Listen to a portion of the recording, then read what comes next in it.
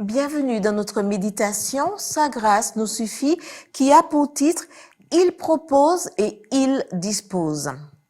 Frères, pour moi-même, je n'estime pas encore avoir saisi le prix. Mais je fais une chose, oubliant ce qui est en arrière et tendant vers ce qui est en avant, je cours vers le but pour obtenir le prix de la vocation céleste de Dieu en Christ Jésus. Philippiens 3, versets 13 à 14.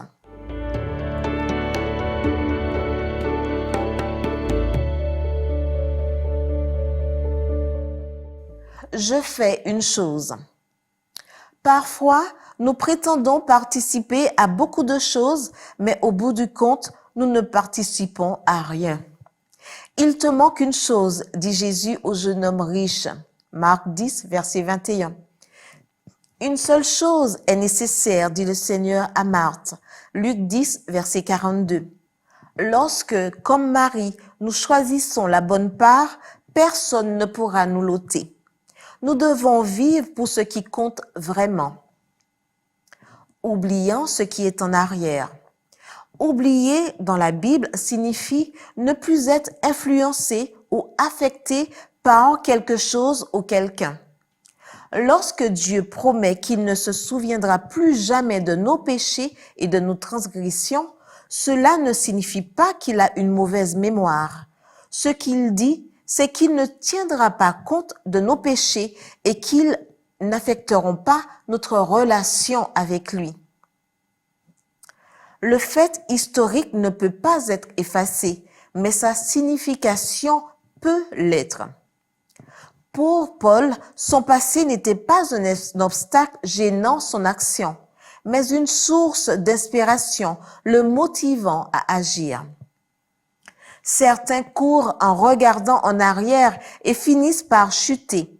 Nous devons remplacer ce qui est en arrière par ce qui est en avant.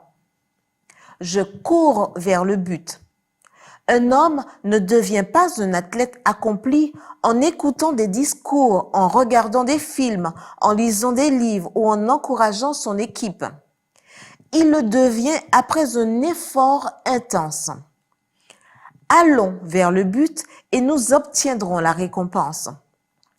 Courir vers le but est un travail d'équipe avec Dieu. Il ne court pas à notre place. Et nous ne pouvons pas courir seuls. Nous courons ensemble.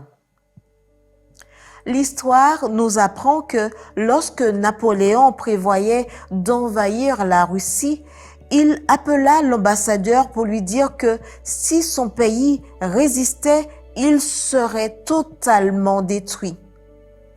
L'ambassadeur répondit avec sérénité. L'homme propose, mais Dieu dispose. Alors, Napoléon rétorqua, « Dites à votre empereur que c'est moi qui propose et qui dispose. » Peu de temps après, les événements ont donné tort à Napoléon. L'orgueil de celui qui pense pouvoir y arriver seul n'est que folie, tandis que sage est celui qui avance par la grâce et les promesses du Seigneur.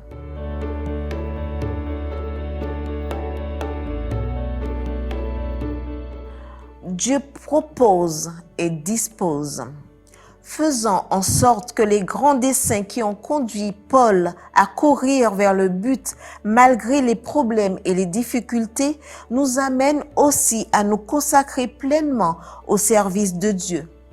Quoi que vous trouviez à faire, faites-le avec toute votre énergie.